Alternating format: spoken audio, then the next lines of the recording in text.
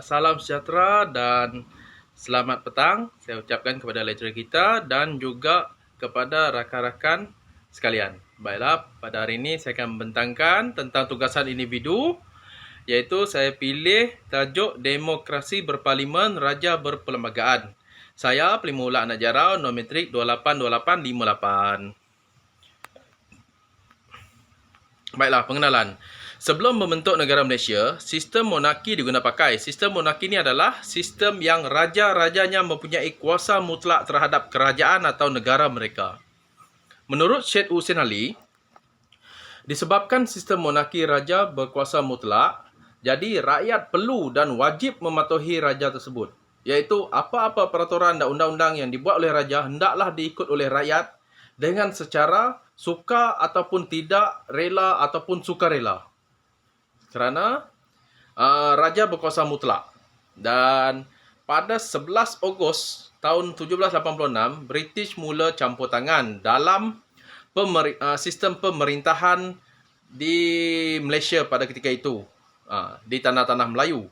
Masa itu belum dikenali Malaysia lagi, tapi di tanah Melayu. Jadi pada masa itu kuasa raja mula takis, iaitu dengan adanya British mula campur tangan, raja-raja hanya berperanan sebagai ketua bagi hal ehwal agama Islam dan adat istiadat Melayu sahaja.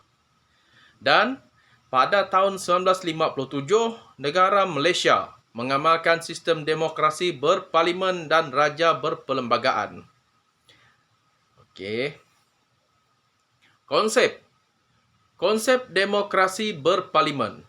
Perkataan demokrasi berasal daripada Greek yang dikenali sebagai demos atau kratos. Demos dan kratos. Demokrasi bermaksud kuasa rakyat dalam mengubah undang-undang di negara mereka sendiri, iaitu untuk menentukan siapa pemerintah, siapa yang menjadi kerajaan pada negara tersebut. Apabila dia menggunakan sistem demokrasi, rakyatnya lah yang menentukan siapa yang berhak untuk memerintah mereka. Jadi apa-apa keputusan semua berpandukan tangan rakyat mereka. Itu adalah demokrasi. Dan parlimen merupakan majlis tertinggi dalam mengubah undang-undang. Dua jenis parlimen yang ada iaitu Dewan Rakyat dan Dewan Negara. Demokrasi berparlimen adalah sistem pemerintahan yang dijalankan secara perwakilan. Konsep raja berperlembagaan. Okey, raja berperlembagaan adalah suatu bentuk pemerintahan yang mana raja diiktiraf sebagai ketua negara di bawah sistem perlembagaan. Perkara 32/1 yang di-Pertuan Agong adalah ketua bagi negara Malaysia.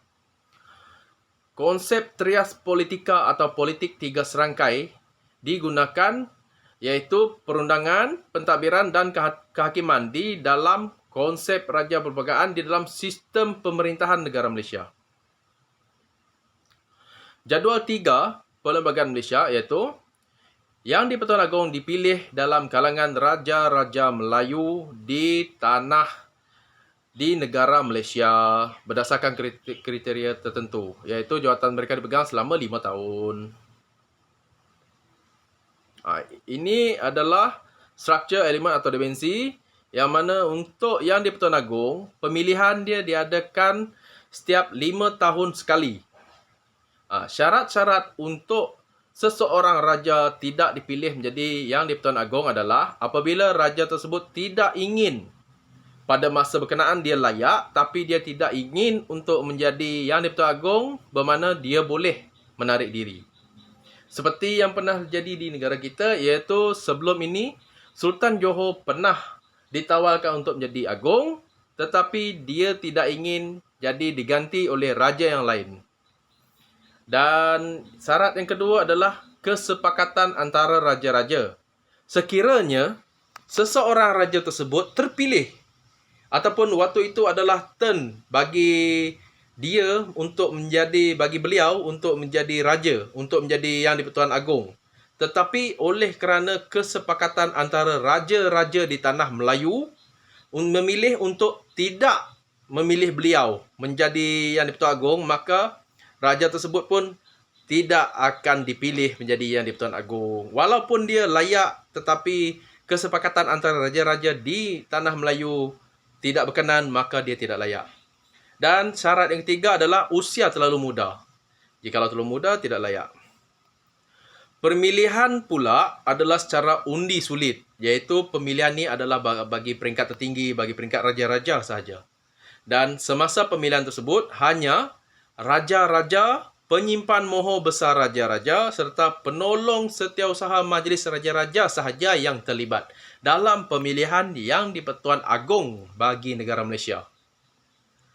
Dan untuk Dewan Rakyat ni adalah merupakan peringkat rendah bagi parlimen. Bagi ahli parlimen, dia adalah peringkat yang rendah. Dan ahli Dewan Rakyat adalah seramai 222 ahli. Setiap ahli mewakili daerah masing-masing. Tempoh perkhidmatannya juga sama, iaitu 5 tahun dan boleh diberhentikan mengikut perkara 52 dengan syarat menulis surat kepada Yang di-Pertua Dewan Rakyat. Keanggotaan ahli Dewan Rakyat boleh ditarik. 1. Sekiranya beliau hilang kelayakan berpandukan perkara 50. Dan sekiranya beliau tidak hadir mesyuarat Dewan Rakyat selama 6 bulan berturut-turut berpandukan perkara 52. Tidak mengambil tempat duduknya selama 6 bulan berturut-turut selepas tarikh pilihan raya diadakan berpandukan perkara 59-2. Baiklah. Dewan Negara. Dewan Negara pula adalah tempat tertinggi di dalam parlimen. Dan di dalam Dewan Negara hanya mempunyai 70 orang ahli, iaitu 26 ahlinya dilantik oleh DUN, Dewan Undangan Negeri, dan 44 ahlinya dilantik oleh Yang di-Pertuan Agong. Dan jawatan yang dipegang pula di dalam Dewan Negara hanyalah selama sepenggal, iaitu 3 tahun. Pembubaran parlimen tidak akan menjejaskan keanggotaan ahli Dewan Negara berpandukan perkara 45-2. Ahli-ahli perlu mempunyai prestasi cemerlang dalam bidang profesion masing-masing. Ini ahli-ahli yang ingin menjadi Dewan Negara, ingin menjadi ahli dalam Dewan Negara, perlulah mempunyai prestasi cemerlang dalam bidang profesion masing-masing. Berkebolehan dalam menjaga kepentingan orang asli. Orang asli maksudnya orang tempatan yang dorang jaga setiap di dalam daerah masing-masing. Itu yang dijaga, kepentingan orang asli bagi daerah mereka. Dan juga perlu mengangkat sumpah di depan Yang di-Pertua Dewan Negara. Okey. 3.4 iaitu kuasa perundangan. Bagi kuasa perundangan, Yang di-Pertuan Agong dilantik sebagai ketua dalam kuasa perundangan. Kuasa perundangan dibahagikan antara Kerajaan Pusat dan Kerajaan Negeri. Perkara 73, Parlimen boleh membuat undang-undang bagi mana-mana bahagian persekutuan dan juga undang-undang yang berkuat kuasa luar serta dalam persekutuan. Jadual 9, 3 senarai, iaitu senarai persekutuan, senarai negeri dan senarai bersama. Kuasa pentadbiran atau eksekutif juga disebut sebagai pemerintah. Bidang kuasa, pengeluaran lesen, hak dalam melakukan polisi dan dasar negara, membuat undang-undang kecil serta membuat pembangunan. Kuasa kehakiman, perkara 122B-1 menyatakan bahawa Ketua Hakim Negara Mahkamah Persekutuan, Presiden Mahkamah Rayuan dan Hakim-Hakim Besar Mahkamah Tinggi dan tertaluk kepada perkara 122C, Hakim-Hakim yang lain, Mahkamah Persekutuan, Mahkamah Rayuan dan Mahkamah-Mahkamah Tinggi hendaklah dilantik oleh Yang di-Pertuan Agong yang bertindak atas nasihat Perdana Menteri selepas berunding dengan Majlis Raja-Raja. Okey. Pelaksanaan. Okey, ini adalah pelaksanaan untuk melaksanakan sistem demokrasi. Dia mempunyai pilihan raya, iaitu ada 2. pilihan raya umum dan pilihan raya kecil. Baiklah. Fakta-fakta umum bagi calon pilihan raya. Pertama, syarat menjadi calon iaitu hendaklah warga negara Malaysia dan telah bermuhtasim di Malaysia, umur tidak kurang daripada 18 tahun. Bila seorang calon boleh hilang kelayakan untuk menjadi calon, iaitu apabila beliau tidak sempurna akal dan beliau calon muflis, gagal mengemukakan penyata perbelanjaan pilihan raya seperti yang dikehendaki oleh undang-undang, disabit dengan kesalahan dan dihukum penjara selama tempoh tidak kurang daripada setahun atau didenda tidak kurang daripada RM2,000. Dan calon didapati mempunyai kewarganegaraan selain daripada negara Malaysia adalah tidak layak menjadi calon pilihan raya. Okey, ketiga adalah keistimewaan untuk seorang calon pada hari mengundi. Seorang calon dibenarkan melawat tempat-tempat yang berikut. Pertama iaitu tempat mengundi atau mengira undi. Pusat mengundi, undi berpusat dan berkelompok. Pusat pengeluaran, pembukaan dan pengiraan undi pos. Dan juga pusat penjumlahan rasmi undi. Proses pilihan raya. Pengeluaran RID, surat kuasa yang dikeluarkan untuk menjalankan pilihan raya kepada pegawai pengurus, dikeluarkan oleh Suruhan Pilihan Raya SPR apabila Parlimen atau Dewan Undangan Negeri didapati ada kekosongan luar jangka atau dibubarkan. Satu notis turut dikeluarkan untuk tatapan orang ramai mengandungi tarikh penamaan dan pengundian akan diadakan. Penamaan calon, pada tarikh yang ditetapkan, pegawai pengurus akan menerima borang-borang penamaan calon daripada 3 kumpulan iaitu calon, pencadang dan penyokong.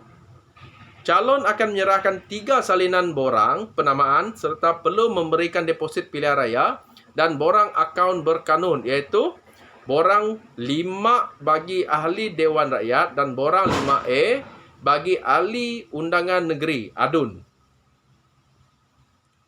Kempen. Selepas penamaan calon, calon-calon atau wakil akan mula berkempen dengan memasang poster, berkempen dari rumah ke rumah, berceramah dan memberikan risalah. Aktiviti kempen perlulah ditamatkan pada jam 12.30 malam sebelum hari mengundi. Bermakna, dorang boleh berkempen setelah penamaan calon sampailah jam 12.30 malam sebelum hari mengundi bermula. Okey. Dan pengundian, mengikut masa pengundian pula, di Semenanjung, waktu mengundi ditetapkan kebiasaannya adalah pada pukul 8 pagi sehingga 6 petang. Tertakluk kepada daerah-daerah tertentu. Ada juga daerah yang lebih pendek masanya. Tapi kebiasaannya akhirnya adalah 6 petang. Manakala Sabah dan Sarawak bermula daripada 7.30 pagi sehingga 5.30 petang. 5.30 petang adalah waktu last untuk pengundi datang. Dan pengundi yang telah dikeluarkan nama akan mengundi di pusat-pusat mengundi yang telah ditetapkan. Setiap pusat mengundi mempunyai lebih dari satu saluran yang dituai oleh seorang tempat mengundi dan dibantu oleh beberapa orang kerani pengundi. Polis dan tentera mengundi awal. Terdapat juga yang mengundi secara undi pos. Penjumlahan rasmi undi. Ketua tempat mengundi akan melakukan pengiraan kertas undi sebaik sahaja waktu jam mengundi telah tamat. Pegawai pengurus akan melakukan penjumlahan rasmi undi setelah keputusan pengiraan undi dimasukkan dalam borang 14. Sekiranya terdapat keraguan, borang 13 iaitu borang penyerta undi akan disemak semula. Pengumuman keputusan pilihan raya. Setelah selesai menjumlah keputusan undian, pegawai pengurus di setiap kawasan pilihan raya akan mengisytiharkan calon yang mendapat undi majoriti dan mengesahkan calon tersebut sebagai pemenang di kawasan berkenaan. Isu-isu. Ini isu yang kebiasaannya terjadi selepas jumlah undi dimaklumkan kepada umum. Iaitu selalunya isu lompat parti. Dan juga isu yang berkaitan dengan parti pemerintah dan parti pembangkang. Yang tak puas hati dengan undi, yang minta penjumlahan semula undi. Kebiasaannya ini isu-isu yang sering terjadi di negara kita. Isu lompat parti. Dan kekuatan dan kelemahan bagi sistem demokrasi ini, iaitu kekuatannya adalah rakyat terlibat sama dalam pemerintahan, iaitu rakyat berhak menentukan siapa dan bagaimana negara akan diperintah. Dalam sistem demokrasi juga, terdapat undang-undang yang perlu dipatuhi dan setiap individu yang bersalah akan dijatuhkan hukuman atau denda sesuai dengan kesalahan yang mereka lakukan. Tetapi kelemahan sistem demokrasi pula adalah terdapat parti yang sangat dominan sehingga setiap kali pilihan raya parti tersebut sentiasa menang. Rakyat juga akan diajak berpolitik setiap hari di mana perkara-perkara yang berlaku antara pihak pemerintah dan pihak kerajaan sentiasa tersiar di platform media sosial dan juga media massa. Itu merupakan kelemahan bagi sistem demokrasi. Jadi di sini cadangan penambahbaikan untuk menaikkan lagi kita punya sistem demokrasi di negara kita ini, iaitu lompat parti, iaitu undang-undang untuk lompat parti ini hendaklah diketatkan agar tidak menjadi budaya dalam sistem politik kita dan menghancurkan sistem demokrasi di negara kita. Dan yang kedua adalah pengundi yang tinggal jauh dari tempat mengundi. Kerajaan hendaklah memperkenalkan pos undi untuk orang awam yang tidak bekerja. Untuk orang awam. Bermakna yang mana tinggal jauh, dia tidaklah perlu datang ke tempat saluran mengundi yang dibuat untuk dia jauh daripada tempat tinggal dia. Dia boleh mengundi pos. Okey. Kesimpulannya adalah sistem demokrasi berparlimen dan raja perbelangan ini tidaklah 100% mulus. Namun setidaknya hak kita sebagai rakyat diakui. Kita bebas bersuara dan kita juga mendapat keadilan berdasarkan undang-undang yang telah ditetapkan. Pihak kerajaan mungkin boleh memikirkan dan menaik tarafkan lagi sistem ini dengan memperbaiki kelemahan yang ada dan mempertingkatkan lagi kekuatan yang sedia ada. Okey, sekian. Terima kasih.